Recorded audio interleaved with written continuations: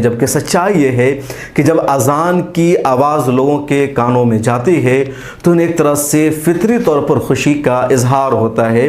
वो कभी बेचैनी महसूस नहीं करते, वो कभी प्रॉब्लम महसूस नहीं करते, बल्कि वो खुशी समझते हैं। और अगर शहरों के बजाय आप गांव देहातों में जाए तो वहाँ अब तो खैर हर जगह घड़ी हो गई है, वरना पहले क्या था कि वो अज़ान से ही अपने वक्त को तय करते थे, अपने दिन का कामकाज शुरू करते थे।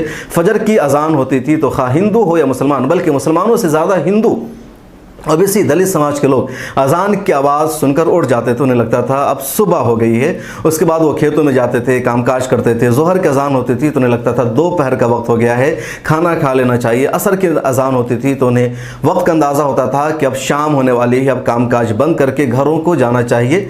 मगरिब की अज़ान के बाद उन्हें पता चलता था कि सूरज गुरूब हो गया है, शाम हो चुकी, अब घर पे रहना है, घर से बाहर नहीं निकलना है, घरों में दिया बत्ती जलाना है। इशा की अज़ान होती थी तो फिर वो सो जाते थे कि अब सोने का वक्त हो गया है, अब मज़ीद नहीं जागना है। और जिस दिन भी मैंने खुद अपने मोहल्लों में देखा है कि अगर कभी माइक ख़राब हो जाता था या माइक से अज़ान नहीं दी जाती थी तो वो पूछते थे कि आज अज़ान नहीं हुई क्यों, मेरा ये काम डिस्टर्ब हो गया, मुझे वहाँ जाना था, खेत में जाना था, और अज़ान ना होने की वजह से हम इंतज़ार करते रह गए कि कब दोपहर होगा, कब वहाँ जाएंगे।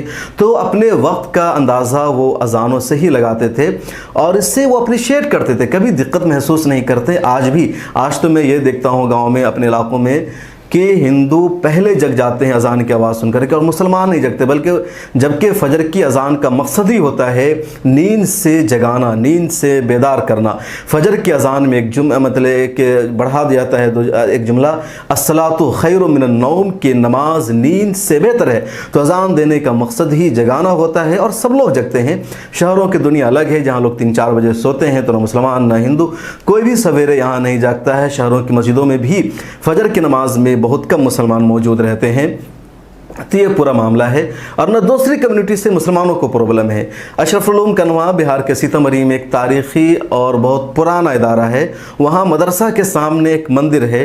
हर रोज़ उस मंदिर से सुबह को भजन बजता था, रिकॉर्डेड भजन होता था। हम सब लोग सुनते थे अपने रूम में होते हुए, जहाँ पर मेरा रूम था बिल्कुल उसके सामने मदरसा का मेन गेट है, वहाँ हॉस्टल बने हुए हैं, बीच में पतली सी सड़क है, उसके बाद मंदिर है, और वहाँ मंदिर से रोज़ाना रिकॉर्डेड भजन बजता था।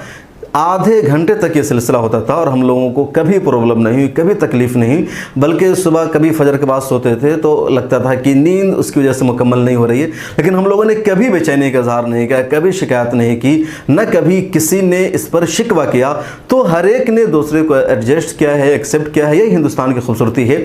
लेकिन इन दिनों अज़ान को लेकर जो कुछ तनाज़ुर चल रहा है वो अफसोसनाक और शर्मनाक है, और इस सिलसिले में दोनों कम्युनिटी के रहनुमाओं को सामने आकर कोई गाइडलाइन जारी करनी चाहिए और इस्लामोफोबिया के बढ़ते सिलसिलों को रोकना चाहिए। आपसे रिक्वेस्ट है कि इस वीडियो के नीचे डिस्क्रिप्शन में एक लिंक मौजूद है, उस पर क्लिक कीजिए, हमारे मंथली सब्सक्राइबर बनिए। मिला टाइम्स को फेसबुक, ट्विटर, इंस्टाग्राम सभी जगहों पर फॉलो कीजिए।